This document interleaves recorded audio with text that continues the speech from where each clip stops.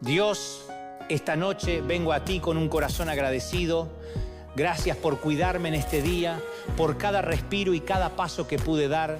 Te entrego mis preocupaciones, mis miedos y todo lo que me pesa. Tú sabes lo que guardo en mi mente y en mi corazón.